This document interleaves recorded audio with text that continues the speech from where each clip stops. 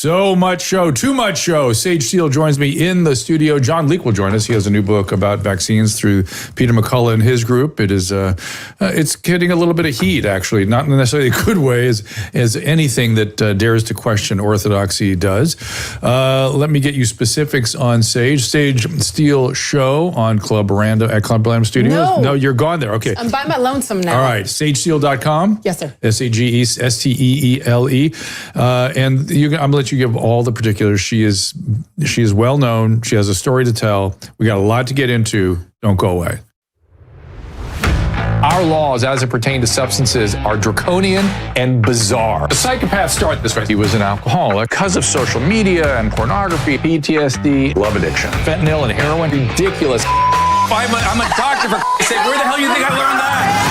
I'm just saying, you go to treatment before you kill people. I am a clinician. I observe things about these chemicals. Let's just deal with what's real. We used to get these calls on Loveline all the time. Educate adolescents and to prevent and to treat. If you have trouble you can't stop and you want help stop it, I can help. I got a lot to say. I got a lot more to say.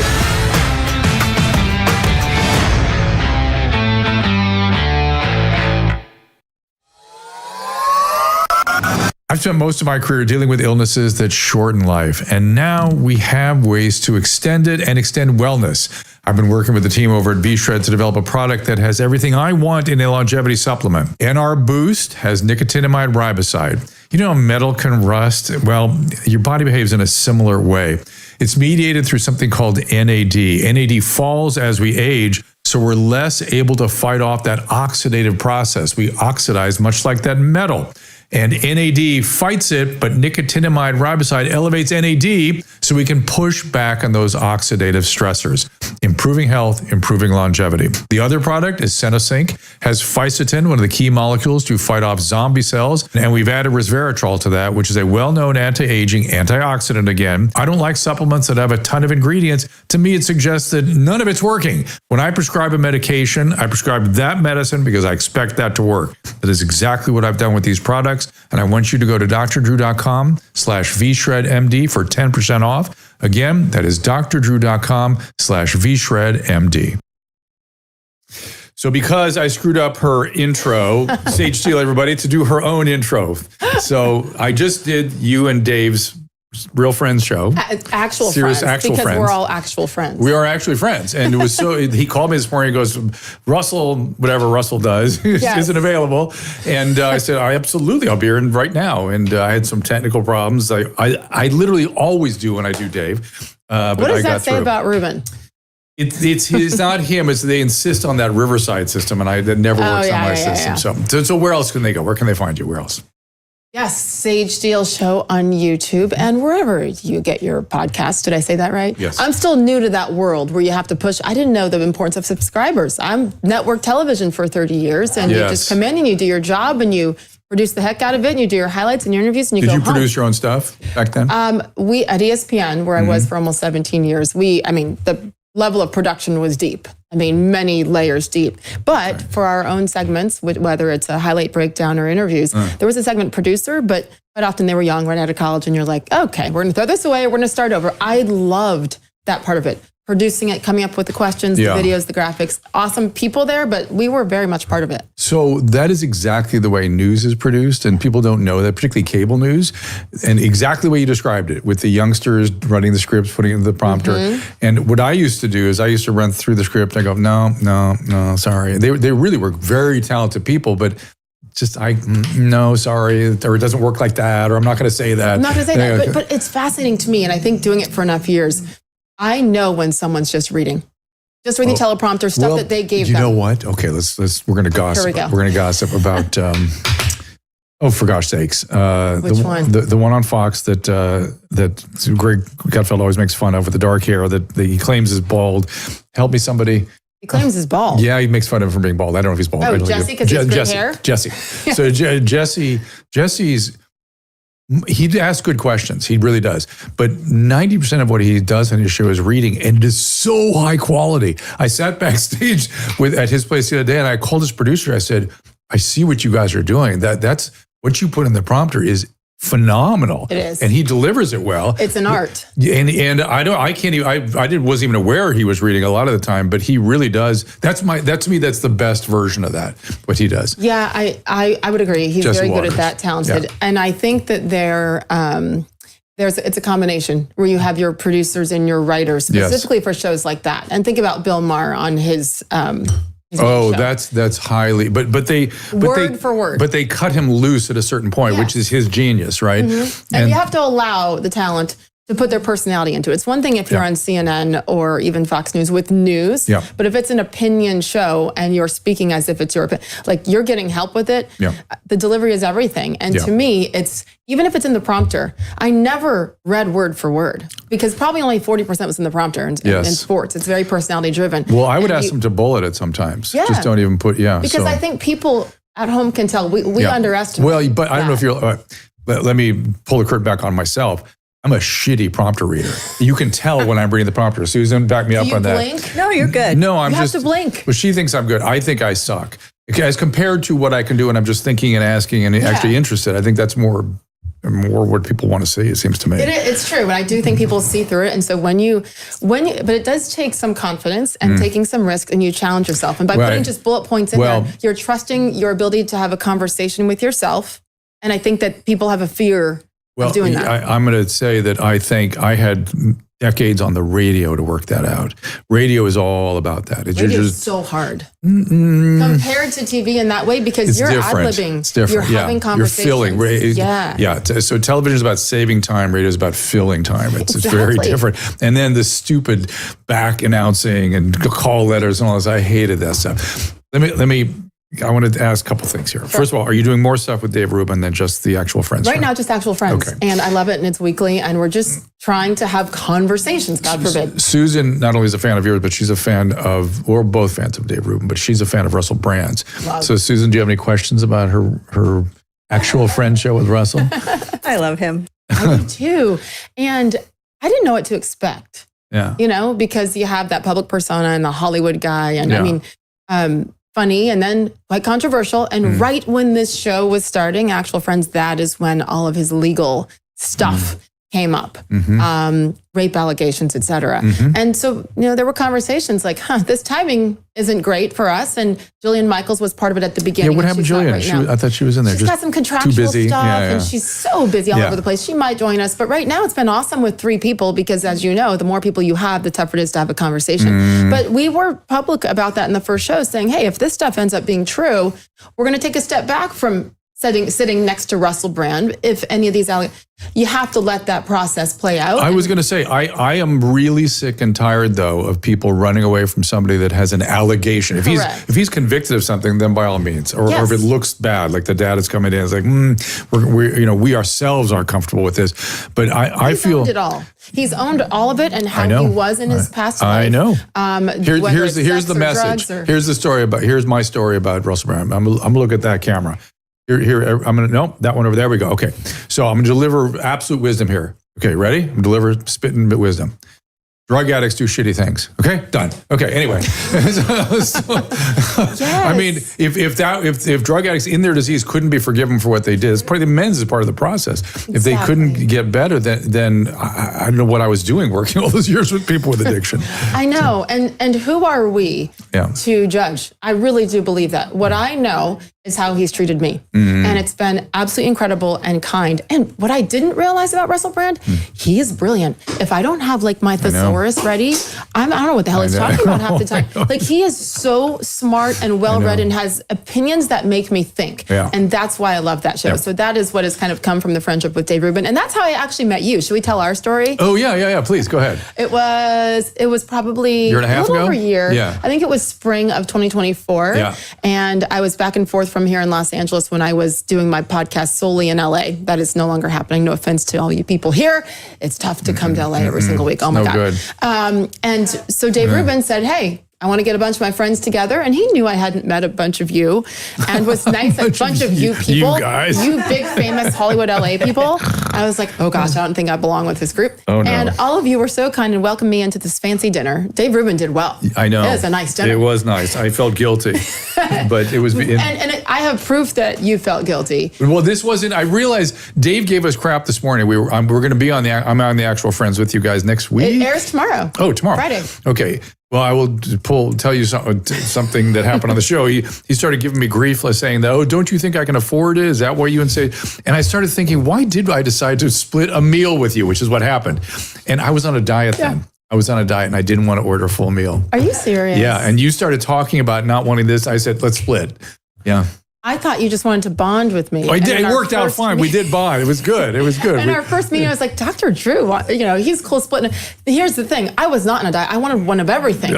And you're like, calm down over there. and then we all made fun of you, Susan. This was really funny. So Corolla is sitting next to Dave, I always forget his name, Sachs. David Sachs, the billionaire. And Corolla, you know how he is. He leans over and goes, hey, you want to split a potato? They split a big potato. Literally a millionaire with literally a billionaire. And then me in the middle of all of it going, what the hell am I doing here? It was pretty fun though, wasn't it? It was so much fun. Yeah. And just that freedom to say what you want and around people that you know it's not going to go anywhere. But again, you guys were all such a diverse group. Dennis Prager was there as well, at the head of the table, of course, Dave at the other end. But it was cool and special to be included. And that's how we met. Yep. Saw you again in person it was the White House Media Day? Yeah. Is that what they called it? Yes. This is back in March. It was sort of influencer day or something. Yeah. We were invited into the executive building to meet with sort of cabinet level people and interview them. It was amazing. It was great. And that's when I met your better half. Yes.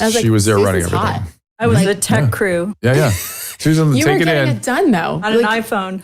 On an iPhone, I was like, oh my goodness. If Susan and Drew are getting it done on an iPhone, I have no excuse right now.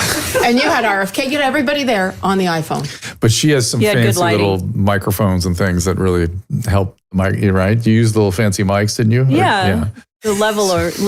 It's all hidden, all very hidden, but she is hot. She's beautiful. Yeah. Oh, thank you. Don't screw it up, okay? I will not. I assure you I will not. Follow Sage on X. We've been together a long time. There's a reason to follow me. At Sage Steele, just one word, and sagesteele.com. Yes. And then is that LinkedIn? I think I'm on LinkedIn still. Hey, I always need another job, right? But then Instagram. Oh, I'm on Patreon now. And that's been fun. Like, I'm a brand new user to Patreon. Good. Getting all the BTS, behind the scenes stuff. Probably way too much. I'm also about to get married. Congratulations. I've met your fiance. Tomorrow. Congratulations. So Lord help us, pray for us, because why would you want to hire a wedding planner when you're busy trying to build a business? The last 4 weeks why would you want to do lot. that? Oh, it's a lot. So we're 4 weeks out. Yeah. And can I drink more wine? Is that okay? Is that okay? Be careful. That's all I'm saying. Don't kiss everybody though. Don't what? Kiss everybody at your wedding. Go kiss everybody? No, don't. Because are you going on a honeymoon right after? No. Okay. We're going on a little break. Like, you'll catch a cold or something. Because we kissed everybody at our wedding and we both end up with sick, essentially. Yeah. You sound like a COVID fearmonger. No, not us. We're going to talk about vaccines a little later. That is not us. So don't make out with people at your wedding ceremony. I like the way Susan just walks in front of the camera. Well done. We are. I actually have issue with people denying their biological reality and wanting to live forever and dedicating their life to longevity. Look, there are things you can do for longevity, and I work out every day, and that's one of them. But this idea that there's sort of, you can't die or you won't die, denial of death, denial of being biological. I hate that. That's also, it makes you not live.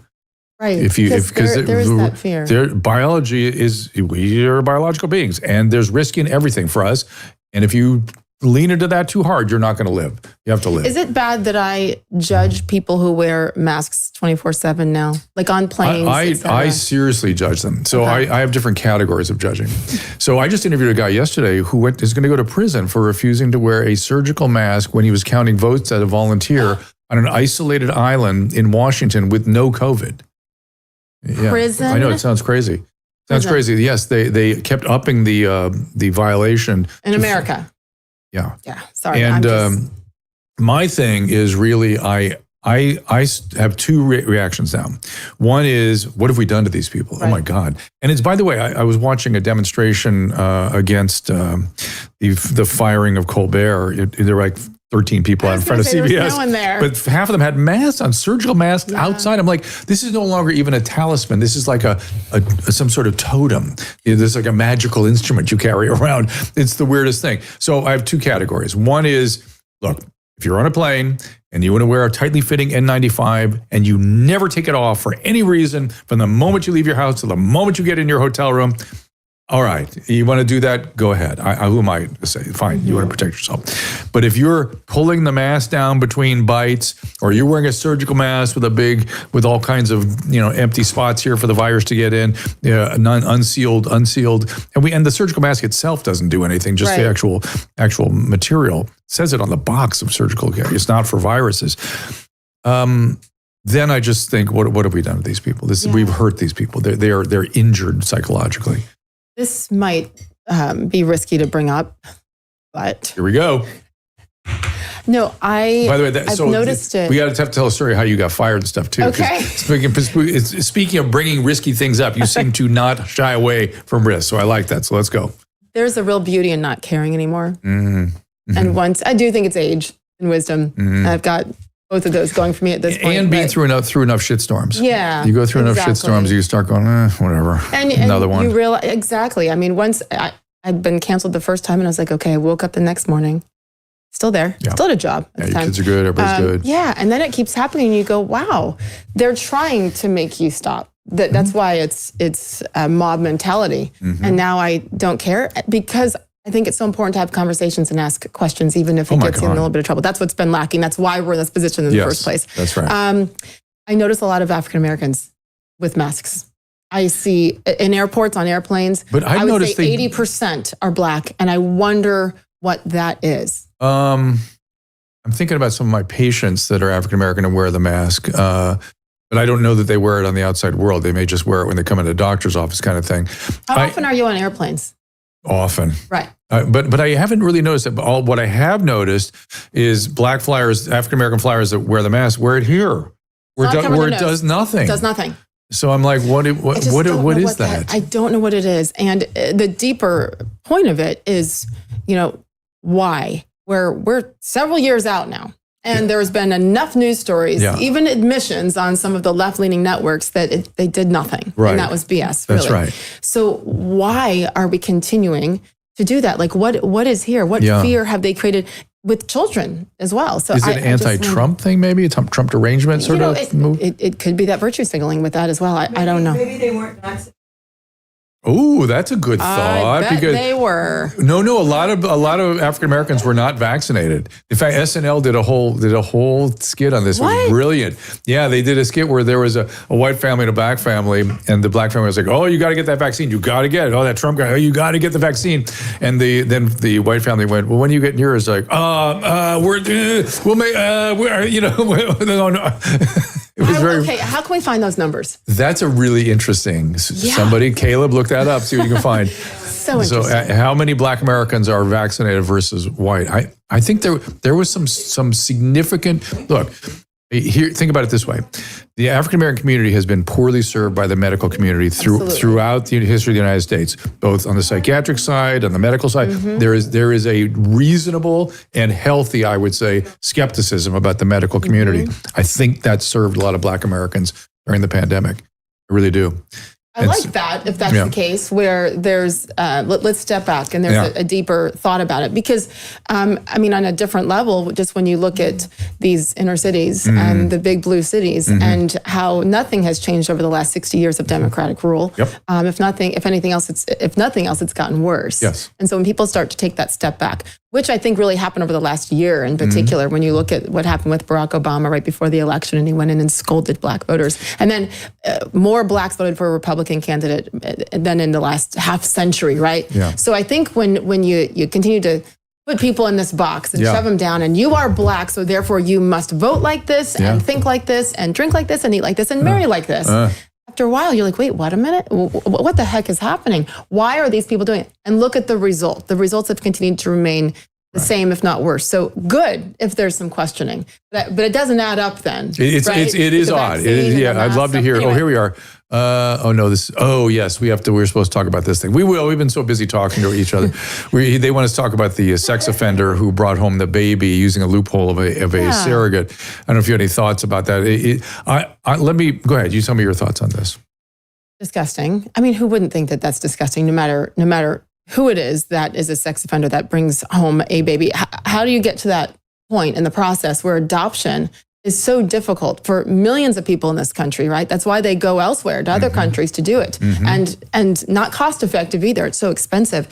So with all the background checking that has to take place in order for an adoption to be completed or the process to even begin, how did this get through?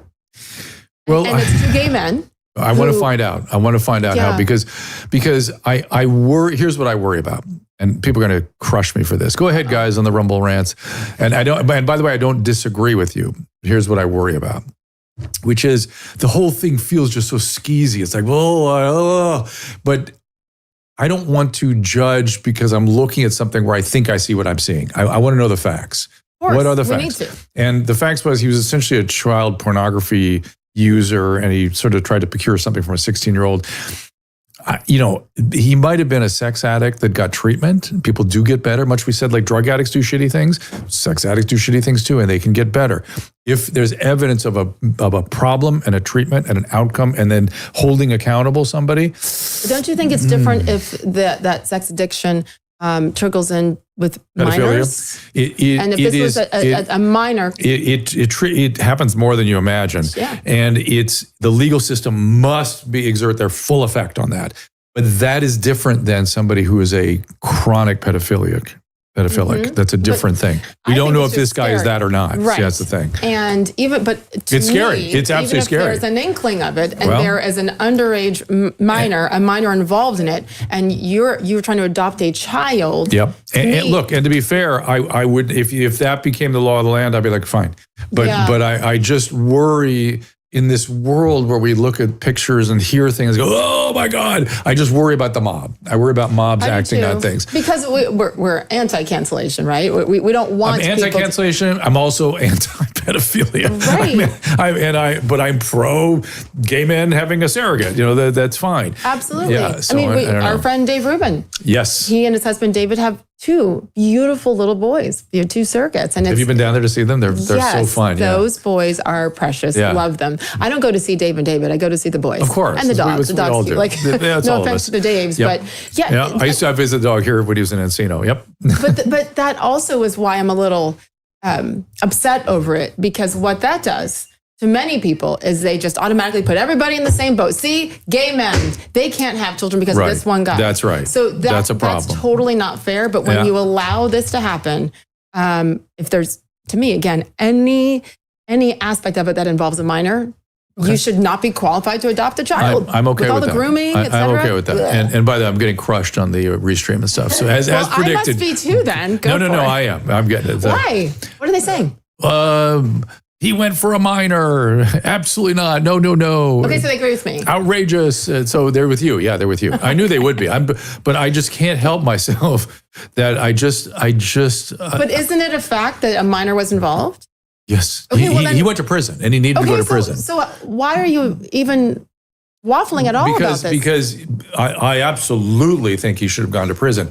What I'm saying is people can rehabilitate sometimes. Not always, but sometimes. But so how do we know if he was rehabilitated? Well, that's the point. But I want to leave the door. How can you take that chance with a child? Well, I see. That's what I'm saying. If you want to close that door, okay. I close it. Yeah. But on the other hand, if somebody can vouch and a doctor's following him and blah, blah, blah, blah.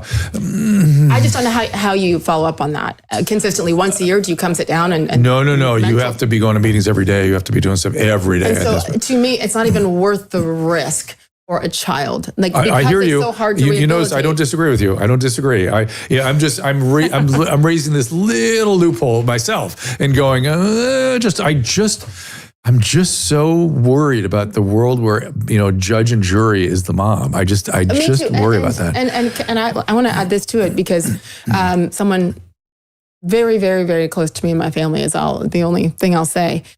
Years ago, was accused of rape. Falsely accused. Not even close. There was no kiss. There was nothing. Someone was late returning home from her curfew and got scared and said, no, I was over at his house, and immediately it blew up. And let me tell you, for that week before this teenage girl admitted that she made up the story, what that did to his family, to him as a human being, it changed his life. Yeah. And in the sports world, you look at what happened to the punt god and the former Buffalo Bills punter, and the young woman accused him of rape, and then it later came back that he was innocent. But what happened?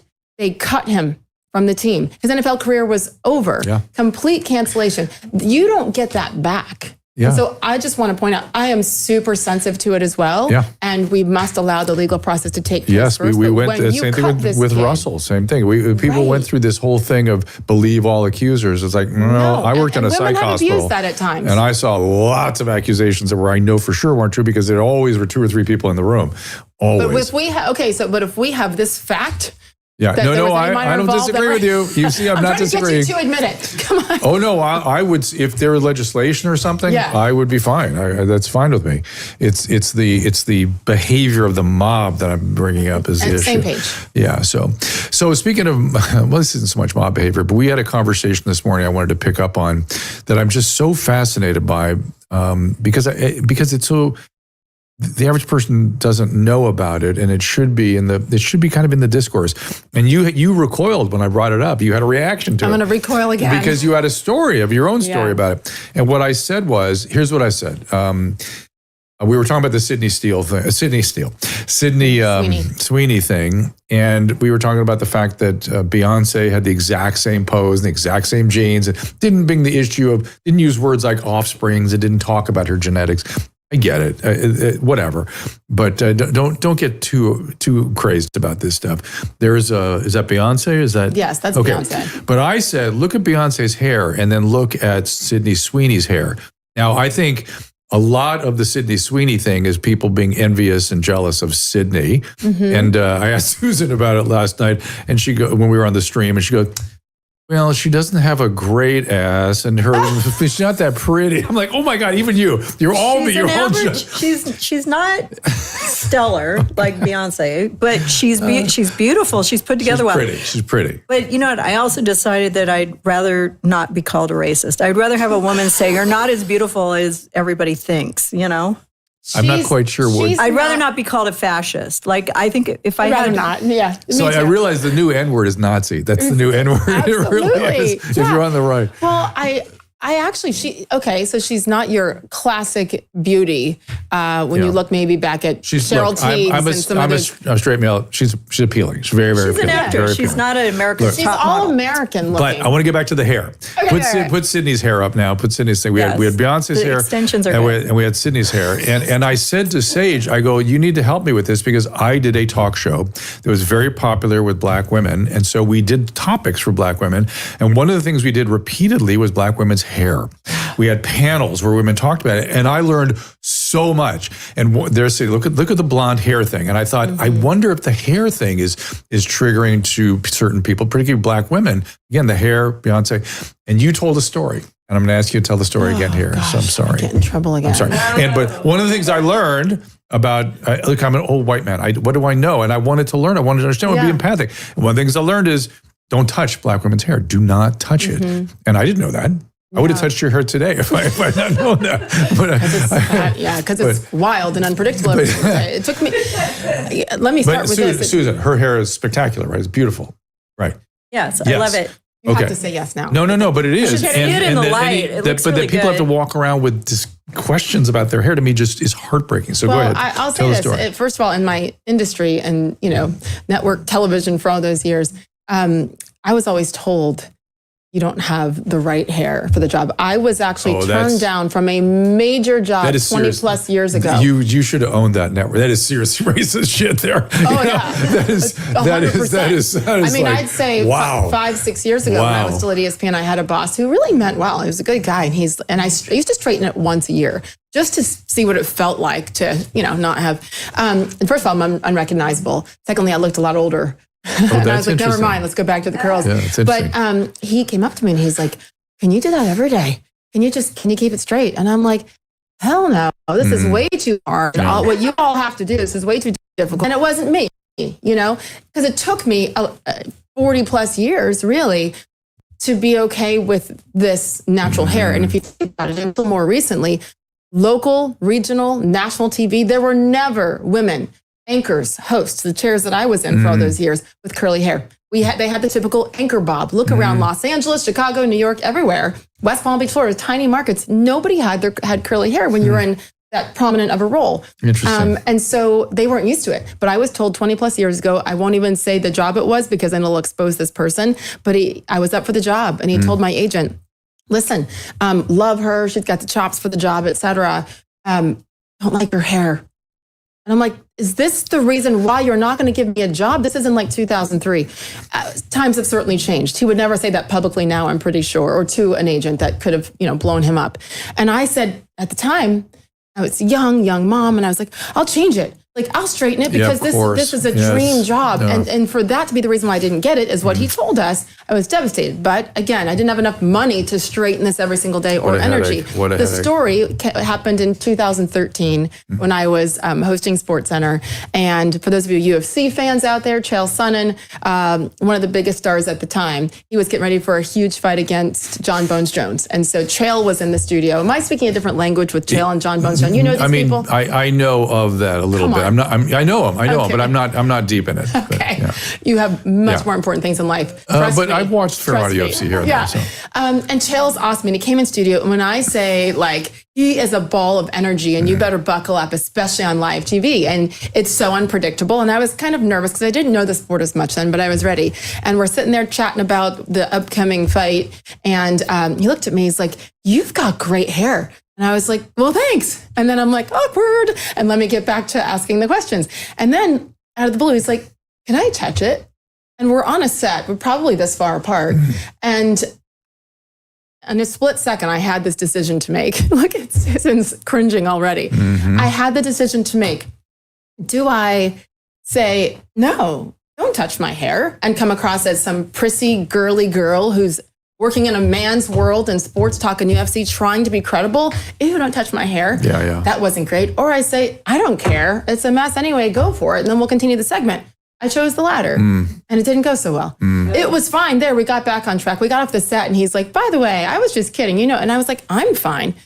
The internet was not. And social media was not. I think it'd be 10 times worse now because this is 12 years ago. And I just didn't take it that seriously. I've also, my whole life, had people say, oh my gosh, I love your hair. It's pretty, it's different, it's curly, and you're on TV with that, and it's unique. So I didn't think anything of it. To this day, I get hate mail. I mean, people have done full podcasts on how Sage Steele allowed a white man to touch her hair. I honestly didn't understand it. And for many people who've criticized me for that moment, this is the key. I think understanding people's why for any topic is important. And no one understood the reason why I didn't think it was a big deal. I'd never had the experience of a Black woman with ethnic hair, with black hair. It's different.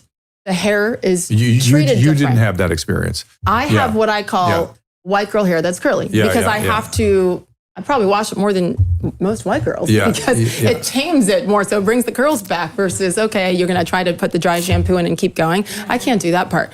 But it doesn't, the treatments are completely different. Everything is different. I mean, if you touch my hair, your hair versus a Black woman's hair, and even many Black men, it's a completely different texture. It's beautiful in its own way. Yes. I didn't understand. I didn't know the products. I didn't know the difference. I didn't know the sensitivity of it because this is what I had. I'm a biracial woman. My mom's white, Irish Italian. My dad's Black. I am who I am. I'm not going to apologize for that. But throughout my life, junior high, even high school, it was, oh, she's got good hair.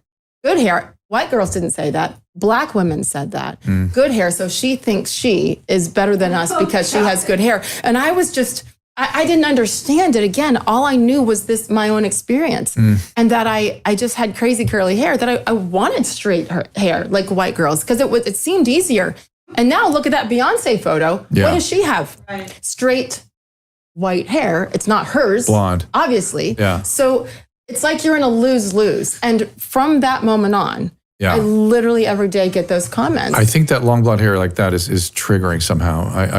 Well, but when you say be proud of it and own your ethnicity Yes. and your blackness Yes. and have pride with our black ethnic hair, Yeah. and then you put a wig on top of it or extensions and you turn it blonde, well, are you owning it? And I don't care. She looks stunning. She's one of the most beautiful women on the planet, in my opinion.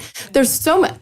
I don't look at people based on race. I don't lead with color. Let me tell you what, I'm going to go all the way and tell you what I learned from these panels, and it shocked me. And I people, not me, somebody else, communities need to talk about this, which is one of the women in one of the panels had sort of the Beyonce kind of hair, but it was her own. It was just straightening it and blonding it. And I said, well, you probably have great hair. Why are you doing this? Well, and she eventually said, the reason we go for this straight blonde hair is that's how the slave owner liked our hair to be. And it came from them. And I was like, what? It took my breath away. I went, why aren't you doing the opposite? The opposite. Well, opposite. Why would you adopt? But, humans adopt trauma. We adopt things that traumatize us. And then it gets transmitted through, I don't know. That makes zero sense. I would say maybe that was a one-off. Nobody feels that way, and I just happened to interview somebody that did, and it's none of my business. But it was. I would encourage people to talk about these things so they don't carry this stuff around.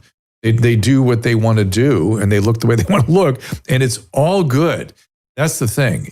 I think we live in a time back in the 70s. Everyone had to look like Leif Garrett. They had to have those and Farrah Fawcett. That was that, and that's where some of this stuff came from too. All of us were subjected to that. Anybody with the hair that didn't look that way, we're still trying to make it that way. Yeah. And we, thank God, live in a time now where you can be bald, you can have short hair, you can have long hair, you can have curly hair. You can do whatever you want. And I would say but there is such a sensitivity to it. And I'm going to go find that series that you did. This is just the beauty of you. It was on a show called Life Changers. I don't know if it's out there somewhere. Maybe sure Caleb can find it. Yeah. Well, but it is so important to just talk and to understand it. And I don't remember much about that panel except just we did an hour and I was just flabbergasted by the end. And But I think, and I'm flabbergasted that her reasoning, and this is just one woman, right? She's not speaking for everyone. She's not. This is how the slave owners liked it. So we're going to continue. We're going to continue that. But nobody else in the panel had the shock that I had. I was like, what? What? Can I follow that up real quick? Yeah. Because after we did this earlier today on Natural Friends, I was talking to Dave, my fiance, and David, my producer, and I was like, let me pull that clip up again from 2013. Yeah. And it actually felt different to look at it again now. Oh, interesting. Yeah, and I think by talking it out, probably have a little bit of a different feeling about it. All I know is that Better? in that. No, worse. Or maybe worse. Thanks a lot for bringing this up today. I need therapy after. No, but because I come to the right place. The timing is amazing. Thank you. All these years, but in that moment, you know what it's like.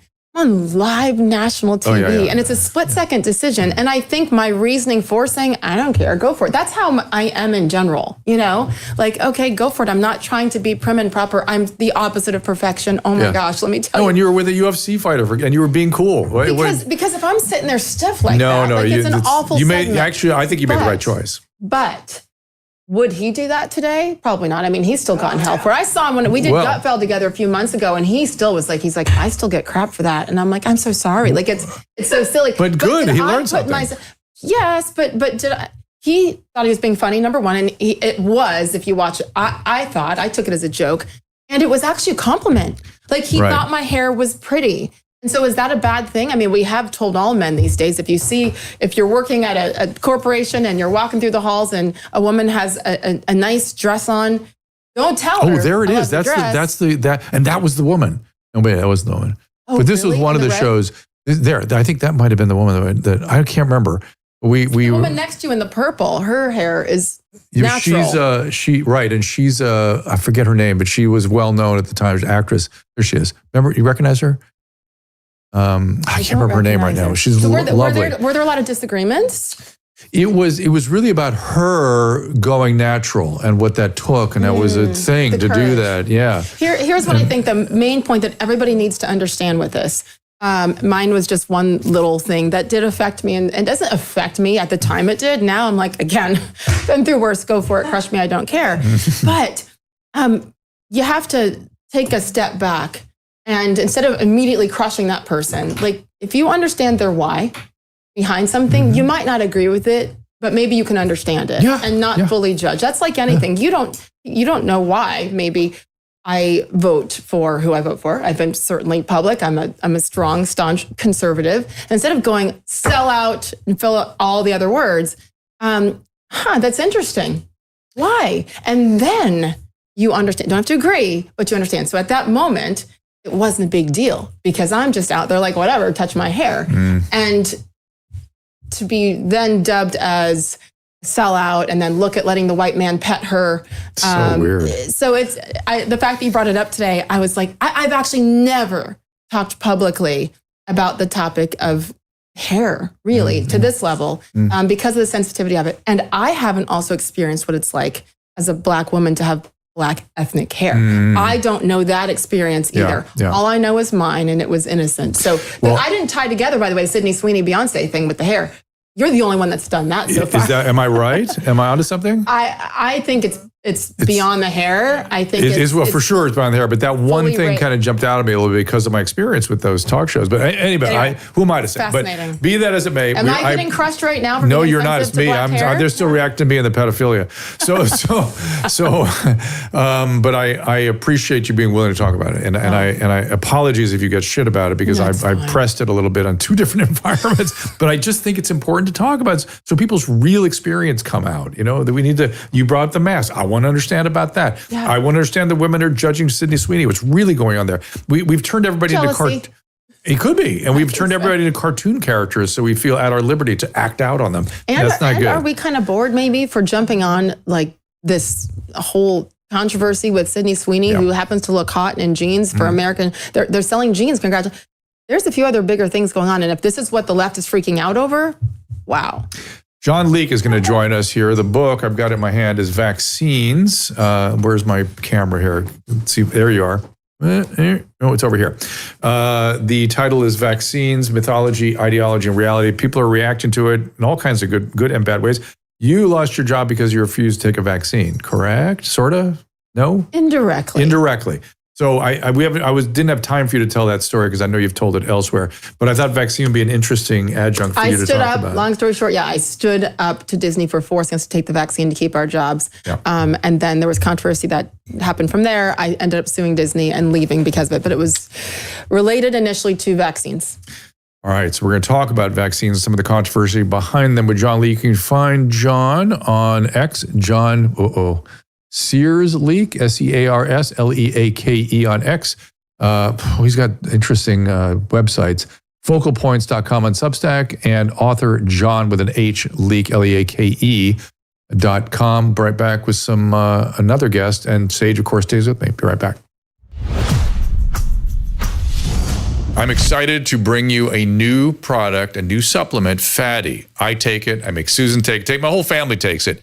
This comes out of, believe it or not, dolphin research. The Navy maintains a fleet of dolphins, and a brilliant veterinarian recognized that these dolphins sometimes developed a syndrome identical to our Alzheimer's disease. Those dolphins were deficient in a particular fatty acid. She replaced the fatty acid, and they didn't get the Alzheimer's. Humans have the same issue, and we are more deficient in this particular fatty acid than ever before. And a simple replacement of this fatty acid called C15 will help us prevent these syndromes. It's published in a recent journal called Metabolites. It's a new nutritional C15, pentadecanoic acid it's called. The deficiency that we are developing for C15 creates something called the cellular fragility syndrome. This is the first nutritional deficiency syndrome to be discovered in 75 years and may be affecting us in many ways, and as many as 1 in 3 of us. This is an important breakthrough. Take advantage of it. Go to fatty15.com/Dr. Drew to receive 15% off a 90-day starter kit subscription, or use code Dr. Drew at checkout for that 15% off, or just go to our website, drdrew.com/fatty15. Weight loss and gum loss, the wellness company's got you covered with new products. Drop. It's for aggressive appetite control. It comes in easy-to-use liquid drops. No prescription, no painful shot. It is an oral peptide called retartritide. It actually mimics the way the body naturally loses weight, and it is designed to support faster, more focused weight loss when combined with healthy eating and exercise. And Smile is a breakthrough fluoride-free peptide toothpaste. It gently whitens and reverses gum loss, actually rebuilding tissue at its source with a proprietary blend of peptides, remineralizers, and soothing botanicals. Go to drdrew.com/TWC for more information on Drop and Smile, and check out another new and innovative solution for hair loss called Roots while you're there. That's drdrew.com/TWC for 10% off.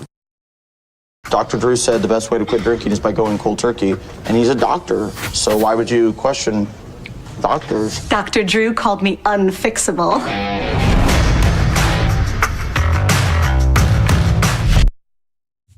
And a little note about TWC and the emergency kits. Emily Barsh, our crack producer who booked you, Sage, I believe, as well. We were talking about her cat bite yesterday, and she reached into her emergency kit and got she got the Augmentin that I was telling her she needed. She was on it right away, and that prevented. You can get serious Pasteurella infections from cat bites. Bad. All right. Paleo Valley, of course, my favorites keep getting longer with them. Got the beef sticks, the superfood bar. I just had a superfood bar, the bone broth before we started the show. And now the polyphenol-dense organic coffee, which also happens to pair perfectly with their grass-fed and finished bone broth powder. Coffee is superior to others because of its special ingredient, organic coffee fruit extract, high in polyphenols, powerful antioxidants that shield and protect your body from everyday stress. Antioxidants, that's the name of the game, everybody. Store-bought is often old, might have lost some of its rich polyphenol content. Paleo Valley is sourced from sustainable farms in Honduras and Peru, and is freshly roasted in the U.S. using solar power. They think of everything at Paleo Valley. Then they test it for pesticides, molds, and mycotoxins. Low acid, gut friendly. Go to doctor.com/Paleo Valley for a 50% discount on your first order. And you can, better yet, you can subscribe to and save 20%. And pick up some bone broth too while you're at it. Doctor.com/Paleo Valley. You can also, we have their organic olive oil, which we use like crazy here, and the beef tallow. Real olive oil. It's the real deal. We were talking about cooking with beef tallow, and I think Kate Shanahan said it was difficult. We were like, no, it isn't. We use it all the time. So, what do you use it in? Susan? When you fry things, instead of butter, you use beef tallow? I've used it on eggs. I've used it on quesadillas. I've used it on everything. I use it on my face every night.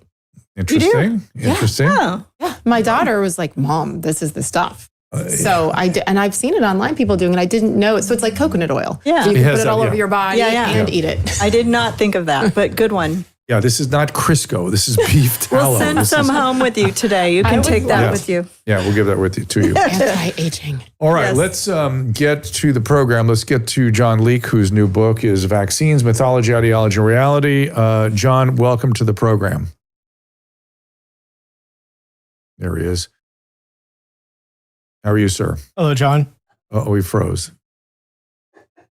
Hello, John. Caleb, I'm not sure if he hears me. There you are. Hey, good to see you. There you are. Excellent. Good to see you too. Sorry to keep you waiting so long. But Sage and I we haven't been together a long time. We were getting chatty. We got very chatty.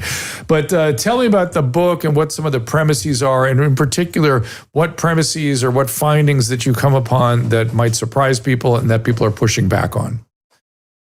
Well, we started with our astonishment at the way the COVID-19 vaccine rolled out. Neither Dr. Peter McCullough nor I had ever given much critical thought to vaccines as a general concept. But over the last 4 years, we've watched how our public health authorities and vaccine manufacturers have presented this messenger RNA product to the public and mandated it. And as Bill Gates stated in April of 2020, we would only go back to normal when every human on the planet received the new vaccine. Dr. McCullough and I started having conversations in which we asked, what is the story on this if we go back to the very beginning? It seems like this vaccine enterprise has a strong ideological element perhaps even bordering on a religious zealotry. This idea that, as Bill Gates put it in April 2020, the vaccine was, even though it had not yet been developed, it was in the works. The vaccine was conceived as a savior and a liberator of mankind. So we thought, well, let's go back and examine the psychology of this, going back to documentations in the early 18th century. We start with a smallpox inoculation campaign in Boston, Massachusetts in 1721. The foremost proponent was a very famous and I think very talented Puritan minister named Cotton Mather. Mather was the foremost proponent of the public inoculation campaign in Boston. And he said, this is a gift from God. And he and his father, Increase Mather, agreed those who reject it are in effect rejecting a benefaction from God. And so we see this belief in vaccination, the enterprise, which is very resistant to critical analysis, discussion, a sort of skeptical scientific method. And that runs through the whole story. I would say the one element that distinguishes this from other religious experiences is that from the very beginning, this early smallpox inoculation procedure, those who were licensed to perform the procedure, they called it variolation, from Latin variola, the Latin word for smallpox. Those who were licensed to perform this procedure could charge a very large sum of money. In fact, in the British American colonies, the estimate is that it was about an annual salary for the average colonist at the time is what the variolation procedure cost. So was charged. So I would characterize this as something like a remunerative religion. So now it's interesting to me that it's odd, let's put it this way, that we are trained as physicians to understand that everything we do can do harm, right? And so we are sort of drilled into our head the do no harm, do no harm, do no harm axiom. And in relation to that, always weigh the risk rewards. Is this worth the risk? And I feel like both in vaccine therapies and in public health generally, you're somehow not allowed to ask about the risk reward to the individual who is being treated in question. Is there something about public health itself, and again, you mentioned ideology, or it's all nearly a religion, that it is somehow preventing or mandating that an individual practitioner not take into account risk reward? Well, it's a fascinating question, and I'll give you an example of what you just asked in our modern era. So the CDC and the FDA were deliberating in the autumn of 2021, should we administer this shot to young people, starting with teenagers, and then should we even consider children? And the editor of the New England Journal of Medicine, we actually present this in a chapter in our book, Dr. Rubin. For some reason, Dr. Rubin's first name is slipping me. He's an adjunct professor at Harvard University, and he's the editor-in-chief of the New England Journal of Medicine. He was on this deliberative committee, and he said, because the New England Journal of Medicine had just published a study on a confirmed case of myocarditis, which appeared to be vaccine-induced in a young person, Dr. Rubin says, well, we have a safety signal with respect to young people. It seems to be real. It seems to be worthy of consideration. The risk-reward profile for young people with this product doesn't seem to be the same as it is for the elderly, who seem to be at greater risk of severe illness from the disease. Nevertheless, so far so good. Nevertheless, this is the zinger. He then says, but the fact of the matter is we're not really going to be able to know the outcome of this until we just start administering it. So oh my God. let's just start giving it to kids and see what happens. Wing it. This is the let it fly. This is the let it fly philosophy that Fauci was accusing other people of. So whatever they say, you're something. It's a projection of their stuff. But go ahead. So this is. I mean, I don't have to tell you. This is your line of work. I mean, this just flies in the face of late 20th, early 21st century ideas of let's do a risk evaluation, try and weigh that, against the benefit.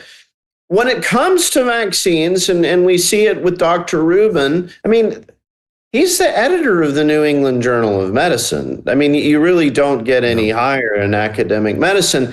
It's just, kind of Hail Mary, let's go for it, and let's see what happens. And so where does that psychology come from? I mean, it seems to be deeply rooted in the human mind, going so far back. I mean, in the case of Cotton Mather, the Puritan minister in Boston in 1721, it's actually more poignant and understandable that he so enthusiastically embraced this, because in 1713, a very virulent measles outbreak occurred in Boston, and the Reverend Mather lost his wife and I think 3 of his children and his maidservant, within the space of like 7 days. So he was impressed with the idea that when a virulent infectious disease comes to town, it's just upon us. We don't really understand it. We don't really understand where it comes from. It's almost like a scourge that comes, a biblical plague or something. So that this new idea of inoculation seemed to have this kind of charm. It's a solution that's presented. It's at hand. It's something that we can do. It seems to be an ingenious way to escape this scourge. So you understand Cotton Mather's reasoning, and you can understand why this was a charming idea. I was a junior Cotton Mather for most of my career. I was a vaccine enthusiast. Trust me, I was involved with hepatitis B vaccine research.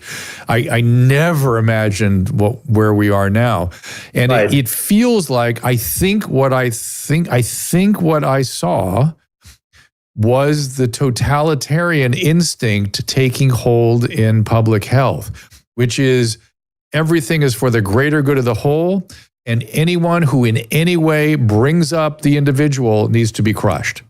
And that's what it felt like. And so it's a tiny step to, it doesn't matter what we do to the individual as long as the whole has a net benefit. And of course, it wasn't even clear they were achieving that, but that was in terms of the ideology and the psychology, it's the same mindset that closed the school in California for 2 years and harmed kids horribly for that. Why? Because an elderly teacher might have caught COVID somewhere. It's like, oh my God. It was such a bizarre chapter, and it makes sense to me that it attached itself to vaccines because vaccine had already built into it that same issue, and now all of a sudden no vaccine can be questioned under any circumstances because it's all for the greater good. It's true. I mean, one of the things that I've found over the years looking at the history of science, and in many ways our book is an intellectual history. I think when Newton came up with a bunch of his theories of gravity and the calculus and thermodynamics and all of this, and he was basically a contemporary of Cotton Mather's, when Newton kind of unlocked this understanding of motion and gravity and thermodynamics, it kind of charmed the scientific establishment into believing that everything could be precisely measured. Everything could be described mathematically. And so we talk about medical science. Fauci is fond of saying, he invokes this kind of papal infallibility. At one point, he actually said, I am science. He questions me, is questioning science. The problem with medicine, with so-called medical science, is the human body, sickness and disease, how it affects individuals, how it affects masses of people. You have an infectious agent, but then you have the environment in which the ecosystem in which the infectious agent is operating. These are extremely complex things. And at any given time, there are many factors that we just don't know. We don't know. Let me put a finer point on what you're saying, because I've thought a lot about this. Just before Einstein unleashed his version of the physical universe, the prevailing wisdom in physics was it's just a matter of more decimal points, like how far out we take the decimal points. That's all we can do now is take it further out to further accuracy. He blew open the whole thing, obviously, with general relativity and whatnot, but biological systems, this is something I have a deep intuition about, having been trained very well in biology as an undergraduate, are strictly speaking probabilistic, strictly. It's like, I've said on this show many times, like trying to predict the behavior of clouds. It's not digital, it's probabilistic. And our brains do a horrible job with probabilities. We don't like probabilities. And in medicine, you have to learn to think always in terms of probabilities. And we have sort of lost that, and everything's become very digital and sort of, checking boxes and clinical pathways and things. This is not good for the human experience. Sage, I wonder if you have any questions for John. I have so many questions. Okay, go ahead. John, thank you so much for your hard work and your research. It's amazing. Just the title of your book, Vaccines, Mythology, Ideology, and Reality. The reality is all that I really care about. You have to have the understanding of the past, certainly, but where we are today, trust is gone. And so for the average citizen, the non-doctors and scientists, et cetera, I want that back. I don't know if it's too far gone, but I was one of those people, mothers, that just believed anything the doctor said. And so when they said, hey, bring your kids in and give them this list of shots, I said, okay, great. When they were young teenagers, and you go to the pediatrician's office and they say, give them this HPV vaccine and just do it. I said, okay. I trusted everything. And then COVID hit. And all I wanted was the answer to a couple of questions, which you say out loud, and then God forbid, you're done, you're over. Yeah. It was a simple Google search for me. And I guess it depends on where you're getting your information, but you tell me if I'm wrong. Is it 6 to 9 years on average that the FDA used to take? Oh yeah, at least for a vaccine. To approve a vaccine. Sure. And this was shoved down our throats in 6 months, whatever that was. However quickly. And to be fair to that process, it was called warp speed. I understand there was an emergency. They wanted, and it should have been articulated by the politicians and the public health community that we are taking excessive risk. Yes. We're taking a lot of risk here. But in doing so, you then do not have the bioethical standing for a mandate. You don't have it. Yes. And never did. And that's where things really went off the rails for me. That's where it went off the rails. And then I'm just listening and trying to do my homework as a mother when it's like, okay, I have these 3 teenage kids. They're all in high school. All they want to do is play sports. All they want to do is go to their friends' houses. Some parents were like, your kid's not coming over if they're not vaccinated. Certainly the schools, certainly working for Disney-owned ESPN, and we were forced to get that in order to keep our jobs. That's the decision I had to make along with millions of others.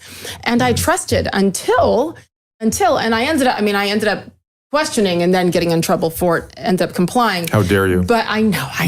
But when I saw the financial ties to the vaccines, to COVID as a whole, when if you go to a hospital in Orlando and you're a terminal cancer patient and it ends up taking your life, or a car accident with head trauma, but You had COVID at that time. What did they do?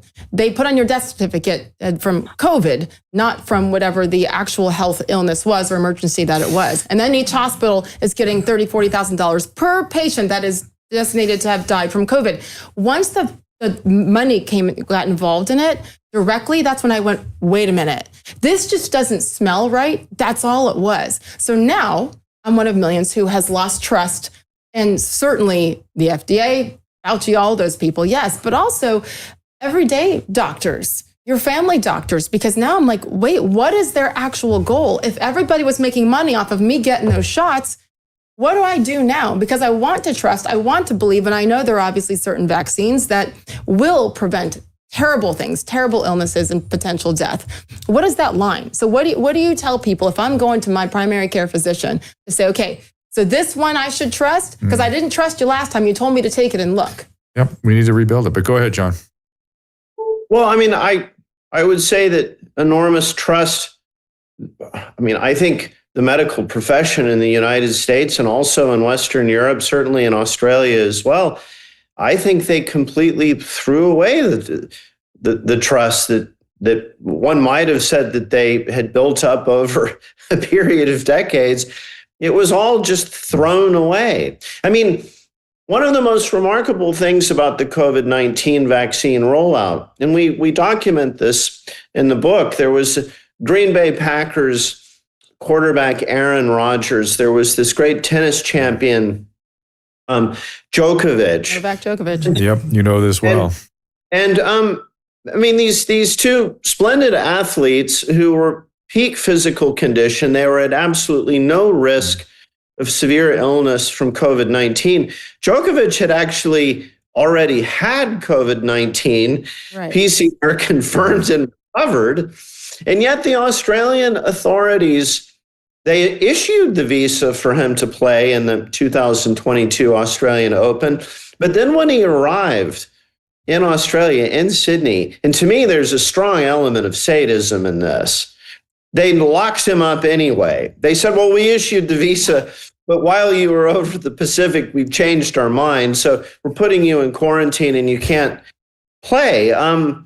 And you just think, but we've already established, and the CDC, Rochelle Walensky has already admitted, the vaccine doesn't prevent infection and transmission.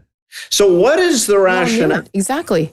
What is the rationale for locking these guys up and banning them from play? And I mean, Aaron Rodgers gave a talk with Joe Rogan in which he described just medieval treatment at the hands of his football club. But can't we call this what it is? It's a deep, profound totalitarian instinct. It is. I'd never seen it in my lifetime, and I don't understand why somebody would have that. And I have even less understanding why people would comply with it. I hope they learned their lesson. I certainly did.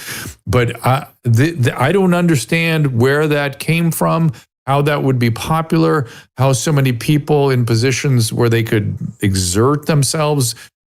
We have to correct that, so that can't happen again. I don't know if it's even, well, for correcting, yes, going forward. Certainly there's not been enough ownership in my mind and accountability from those people. I would like some apologies. I had known Aaron Rodgers for years and years, obviously, just with my career in sports. And then when he got canceled was about a month after I did. And we communicated a lot about this. And he talked in detail, privately, certainly not publicly at that time, about the number of other superstar athletes in the National Football League who were texting him saying, yeah, man, I'm with you. Yes, spot on. Of course. Silence publicly and going along with things publicly. So even the guys who are the multi-millionaires with really no concerns of the average American were afraid to say it. So now that the past is the past, Aaron was right. A lot of us were right, just to question and beyond.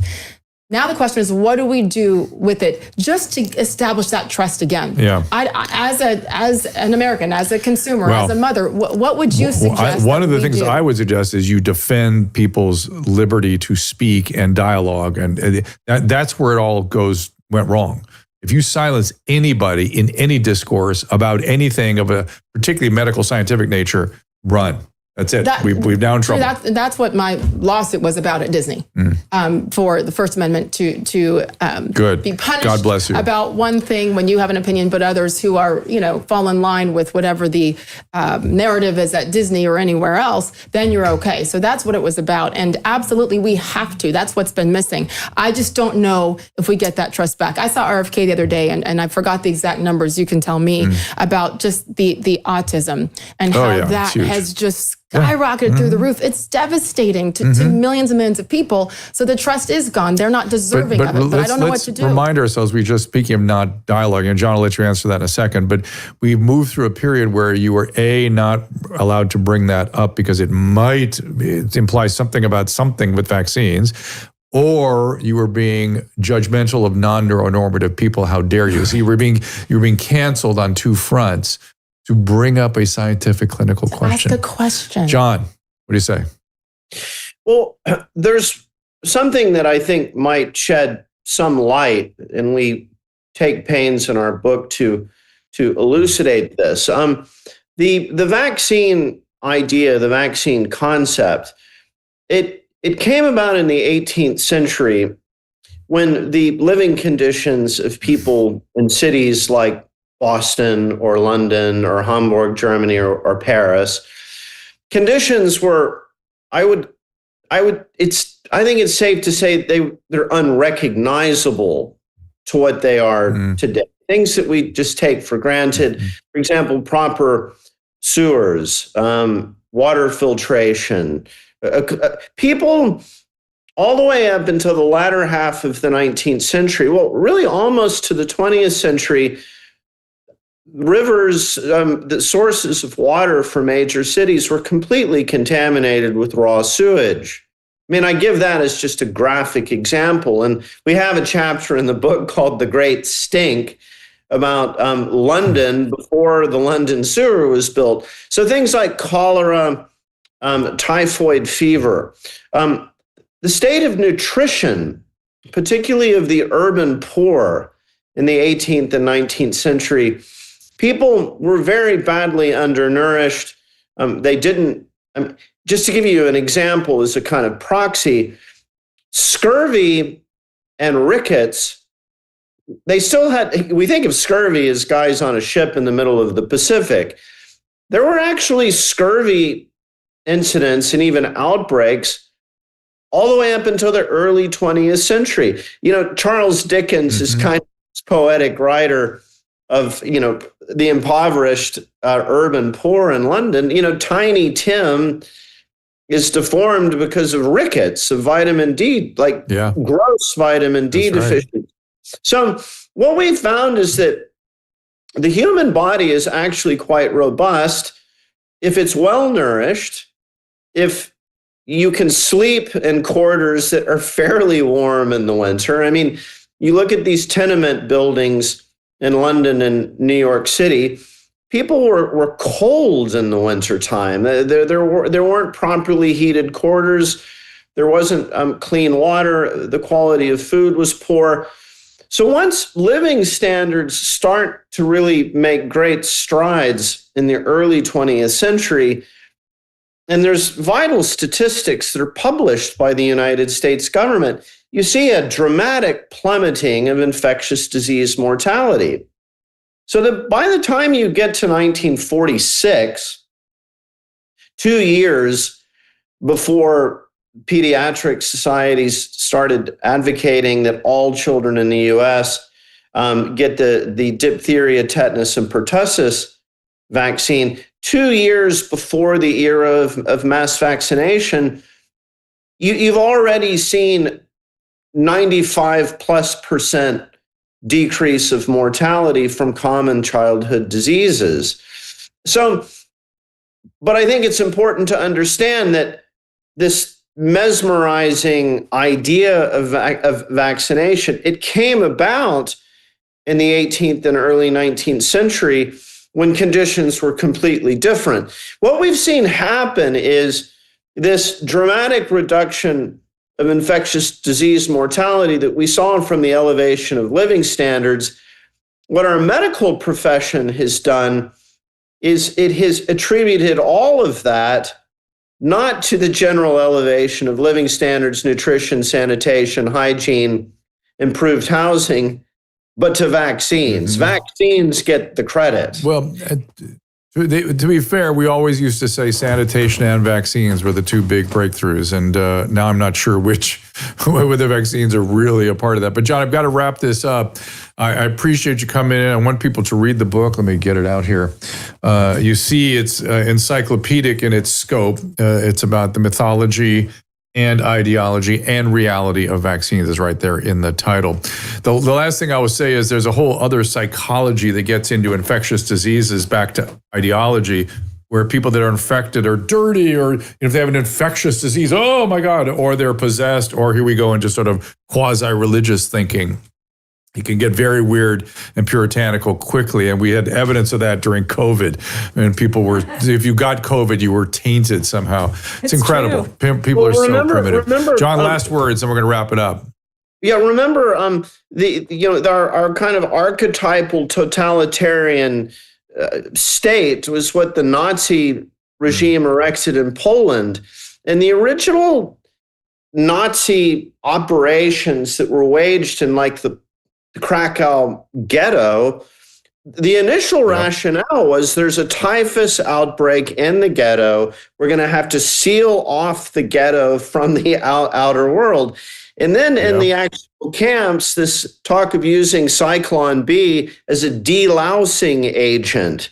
So the totalitarian mind does have this sort of fascination with hygiene. And there's the clean, and then there's the unclean, the reprobate. And I want your next book to be about the totalitarian mind. It's time. That would be a great book.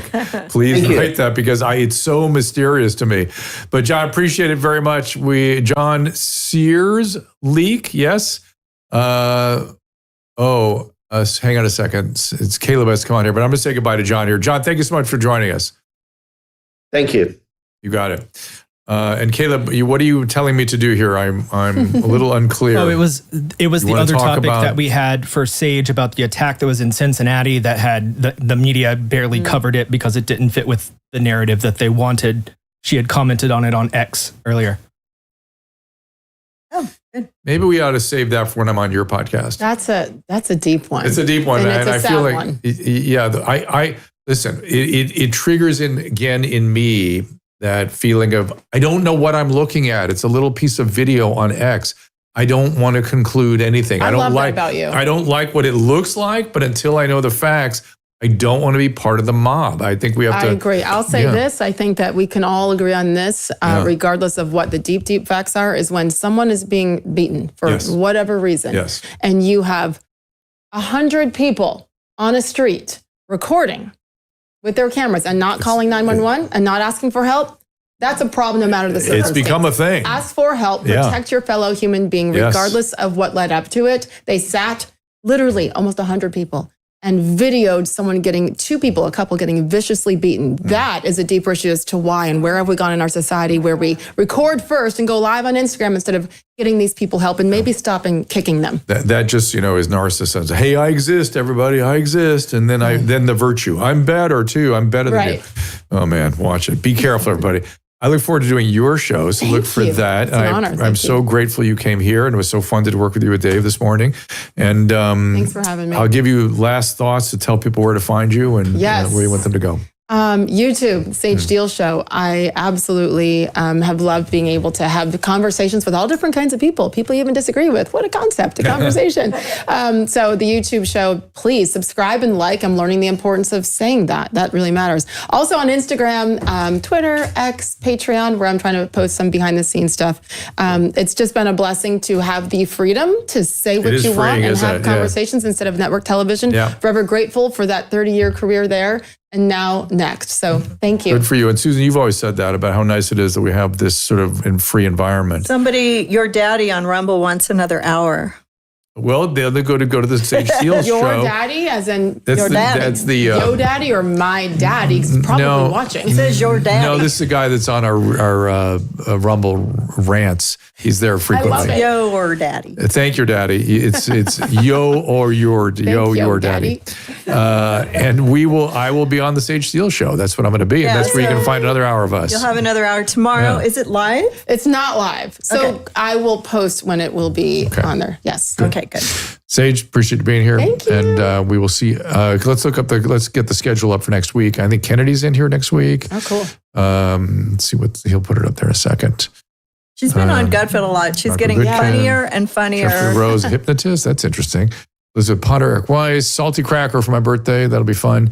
And I've got birthday? Your September birthday 4th? coming up? Yeah. Jeez. Oh my Beyonce's gosh. birthday. Beyonce's birthday. Yeah, but that's in August. What's that? I mean, September. What? What'd you say? What's the matter, Susan? You said salty cracker on your birthday. Your birthday's. In September. Yes, we're looking at the same thing. They're looking at September 4th. September. We're not even in August. I'm yet. reading what's up there. People keep asking for Salty, and they're just telegraphing that Salty's coming. Scared Happy me. birthday. I'm getting married on September 5th. Oh, wow. Congratulations. So I might not be tuning Fun. in that day on your birthday, but Don't I'll do text it. Don't you dare. Please don't do it. It's awesome. So what was I just thinking about? Susan, you distracted me so badly by saying. Salty for next cracker week. on your birthday. Yeah, it was something about next week, and I can't remember got you now. off track too. I'm No. really good at that. Where are we we're not doing anything next week other than the show. It's all from here, yes, and I guess that's it. So, all right. So, thank you very much for being here, and thank you all for So being here. fun. And we will see you next time, 2:00 Pacific time. Ask Dr. Drew is produced by Caleb Nation and Susan Pinsky. As a reminder, the discussions here are not a substitute for medical care, diagnosis, or treatment. This show is intended for educational and informational purposes only. I am a licensed physician, but I am not a replacement for your personal doctor, and I am not practicing medicine here. Always remember that our understanding of medicine and science is constantly evolving. Though my opinion is based on the information that is available to me today, some of the contents of this show could be outdated in the future. Be sure to check with trusted resources in case any of the information has been updated since this was published. If you or someone you know is in immediate danger, don't call me, call 911. If you're feeling hopeless or suicidal, call the National Suicide Prevention Lifeline at 800-273-8255. You can find more of my recommended organizations and helpful resources at drdrew.com/help.